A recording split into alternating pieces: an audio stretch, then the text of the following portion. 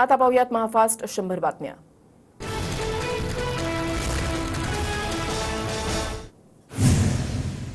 पवारांच्या डोक्यामध्ये काय, हे फडणवीसांना 100 जन्म कळणार नाही। 2019 ला पवारांच्या डोक्यामध्ये काय होतं हे फडणवीसांना कळालं नव्हतं। फडणवीसांनी केलेल्या टीकेवर संजय राऊतांचं प्रत्युत्तर। अमित शहा आजपासून 2 दिवसीय मुंबई दौऱ्यावर। रात्री 9 वाजता शहा सह्याद्री अतिथीगृहावर पोहोचणार। शहा उद्या लालबागच्या राजाचं दर्शन घेणार। मुंबई दौऱ्यामध्ये महत्त्वाच्या बैठका होण्याची शक्यता। राज्यातील जनता अमित शहांना शत्रू मानते। शहांना महाराष्ट्र लुटायचा आहे, कमजोर करायचा आहे। शहा लालबागचा राजाही गुजरातला घेऊन जातील। संजय राऊतांचा शहांवर हल्लाबोल। 4000 कोटी निवडणुकीला काढून ठेवणारा सामान्य माणूस आहे का, संजय राऊतांचा मुख्यमंत्री शिंदेंना सवाल। तर 50 खोक्यांना आमदार, 100 खोक्यांना खासदार विकत घेतले। संजय राऊतांचा मुख्यमंत्री शिंदेंवर हल्लाबोल। राज्यात विधानसभेसाठी तिसऱ्या आघाडीची चाचपणी। संभाजीराजे कडू शेट्टींचा उद्या एकत्रित ओला दुष्काळ पाहणी दौरा। तिसरी आघाडी जरांगेंना युतीसाठी प्रस्ताव देणार, सूत्रांची माहिती। राज्यातल्या विधानसभेच्या सर्वच मतदारसंघामध्ये काँग्रेसकडून आढावा। 170 पेक्षा जास्त मतदारसंघामध्ये आढावा पूर्ण, सूत्रांची माहिती। विधानसभेसाठी शरद पवार गटाची 90 ते 100 जागांसाठी तयारी। प्राथमिक स्तरावर तयारी असावी म्हणून 100च्या जवळपास तयारी सुरू। वरिष्ठ नेत्यांकडून नेमलेल्या निरीक्षकांना झूम मीटिंगद्वारे सूचना। मंत्री धनंजय मुंडे यांनी मनोज जरांगे यांची घेतली भेट। मध्यरात्री अंतरवाली सराटी गावामध्ये जाऊन जरांगेंची भेट घेत प्रदीर्घ चर्चा। मी फुंकलो असतं तरी उदयनराजे पडले असते असं जरांगे म्हणाले। शिवरायांची शपथ घेत आमदार राजेंद्र राऊतांचा दावा। तर राजेंद्र राऊत बोलले ती सगळी फडणवीसांची भाषा, जरांगेंची टीका। ओबीसीतून आरक्षण देणार असं फडणवीस शिंदे दादांकडून लिहून आणा। जरांगेंनी राजेंद्र राऊतांचं आव्हान स्वीकारलं। मराठा आरक्षणाचा मवियाकडून लिहून घ्या, राजेंद्र राऊतांनी जरांगेंना दिलेलं आव्हान। हिम्मत असेल तर जरांगेंनी चर्चेला यावं, प्रसाद लाड यांचं मनोज जरांगेंना आव्हान। तर जरांगे पाटील मवियाचा माणूस, पवारांचं घातलेलं कातडं फाडणार, लाड यांचा जरांगे पाटलांवर निशाणा। मनोज जरांगे हेच खरे ईडब्ल्यूएस आरक्षणाचे मारेकरी। जरांगेंना भाजप द्वेषानं पछाडलंय, दरेकरांची टीका। तर जरांगे भाजप द्वेषानं मवियाला पूरक काम करतात, दरेकरांचा आरोप। ज्यांना गरिबांची गरज नाही असे भाजपातील मराठा आमदार बोलायला लागले। जरांगे पाटलांचं दरेकरांना प्रत्युत्तर। तर फडणवीसांनी ट्रॅप रचलाय, संघटना आणि काही समन्वयक फोडले, जरांगेंचा आरोप। राज्यात मविया सरकार आलं पाहिजे, फोडाफोडीचं राजकारण बघता मविया सरकार महत्वाचं, एकनाथ खडसेंची प्रतिक्रिया। तर खडसेंची भूमिका दुहेरी आणि स्वार्थी, गिरीश महाजनांचा हल्लाबोल। मालवणमधील पुतळा दिवसा पडला म्हणून काहीतरी अनिष्ट टळलं। पुतळा रात्री पडला असता तर ते इतर धर्मियांवर टाकलं असतं, ठाकरे गटाचे नेते भास्कर जाधव यांचं मोठं विधान।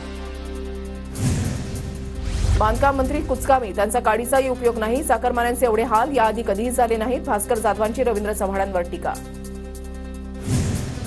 आत्राम यांच्या मुलीच्या मंत्रणीचा अजितदादा गटाचा प्रयत्न। अजित पवार गटाच्या वरिष्ठ नेत्यांकडून मंत्रणीचा प्रयत्न, सूत्रांची माहिती।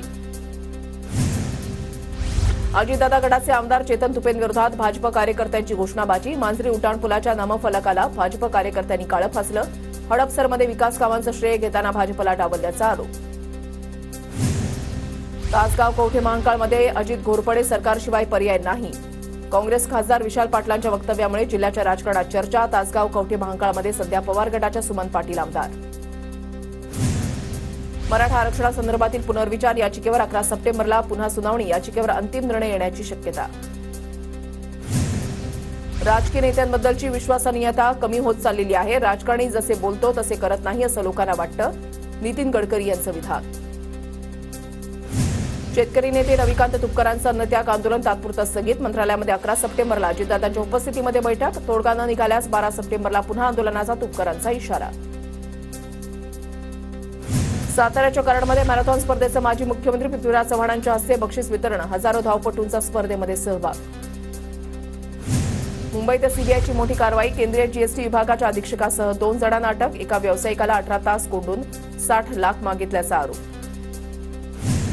मुंबईतील लालबागच्या राजाच्या पहिल्या दिवसाच्या दानपेट्या उघडल्या। गणेश भक्तांकडून पहिल्याच दिवशी भरभरून दान। लालबागच्या राजाच्या दर्शनासाठी भाविकांची मोठी रांग। रविवारची सुट्टी असल्यानं भाविकांची सार्वजनिक गणेशोत्सवाच्या मंडळामध्ये दर्शनासाठी गर्दी। 1.5 दिवसाच्या गणपतींचं आज विसर्जन होणार। मुंबईच्या समुद्रकिनारी आज आपल्या लाडक्या बाप्पाला निरोप दिला जाणार। 1.5 दिवसाच्या गणेशाला निरोप देण्यासाठी पुणे महापालिका सज्ज। शहरातील 17 घाटांवर विसर्जन सुविधा उपलब्ध। पुण्यातील श्रीमंत दगडूशेठ गणपती इथे महिलांकडून अथर्वशीर्ष पठण. पहाटेपासूनच गणपती बाप्पाच्या दर्शनासाठी भाविकांची मोठी गर्दी. संत श्री गजानन महाराज यांचा आज 114वा पुण्यतिथी महोत्सव. दुपारी महाराजांची पालखी परिक्रमा तर दिवसभर शेगावात दर्शनासाठी भाविकांची मोठी गर्दी असणार.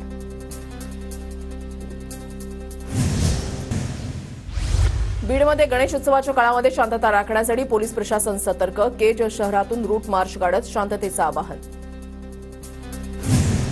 नागपुरात 1.5 दिवसाच्या गणपती विसर्जनाची तयारी. शहराच्या वेगवेगळ्या भागामध्ये महापालिकेनं बनवले कृत्रिम तलाव.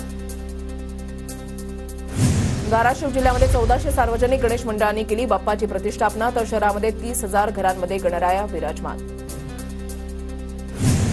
सांगलीच्या जत तालुक्यामध्ये एक गाव एक गणपती उपक्रम. 14 वर्षांपासून तालुक्यामध्ये उपक्रम सुरू. गणेशोत्सवाच्या पार्श्वभूमीवर कल्याणच्या बाजारपेठेमध्ये झेंडूच्या फुलांची आवक कमी. फुलांच्या किमतीमध्ये मोठी वाढ. शिर्डी साईबाबा संस्थानकडून मंदिर परिसरात रक्तदानाची सुविधा. रक्तदान करा आणि मोफत व्हीआयपी दर्शन घ्या. साईबाबा संस्थानचा उपक्रम. ऋषी पंचमी निमित्त तीर्थस्नानासाठी तापी तीरावर महिलांची अलोट गर्दी. जळगाव जिल्ह्यासह ग्रामीण भागामधून मोठ्या संख्येनं महिला तापी तीरावर. वर्ध्याच्या सावंगीमध्ये मोठ्या उत्साहात गणरायाची स्थापना. गणेशोत्सवाच्या निमित्तानं ज्ञान विज्ञान आरोग्य प्रदर्शनाद्वारे जनजागृती तर 50 विशेष आरोग्य शिबिर. जळगावच्या 40गावमध्ये गणेशोत्सवाच्या निमित्तानं अयोध्येमधील राम मंदिराचा देखावा. 6000 थर्माकॉलपासून अयोध्या इथल्या मंदिराची प्रतिकृती.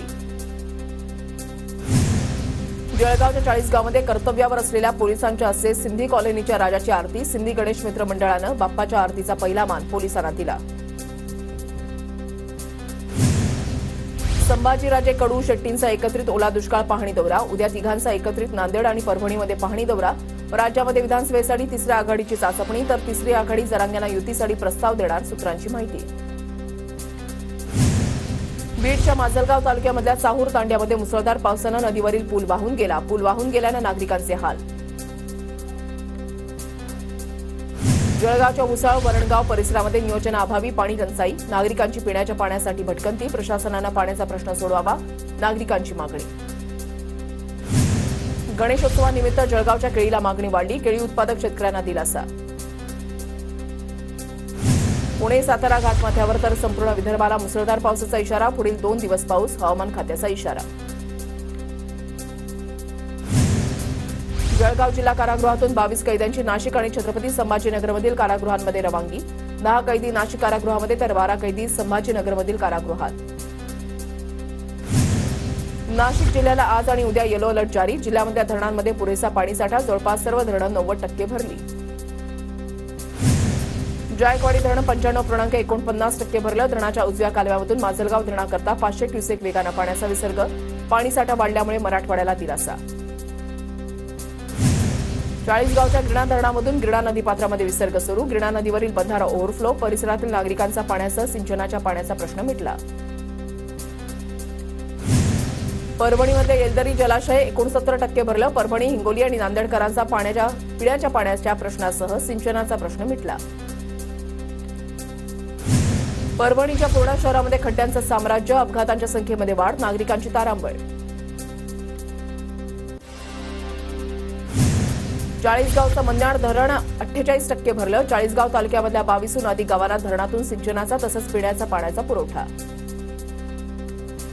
नाशिकमध्ये तिसऱ्या दिवशी गोदावरी नदी परिसरामध्ये पाणी वाढलं. पाणी वाढल्यामुळे गोदावरी नदीमध्ये कार अडकली. अग्निशमन दलाकडून रेस्क्यू ऑपरेशन राबवत कार पाण्याबाहेर काढली गेली.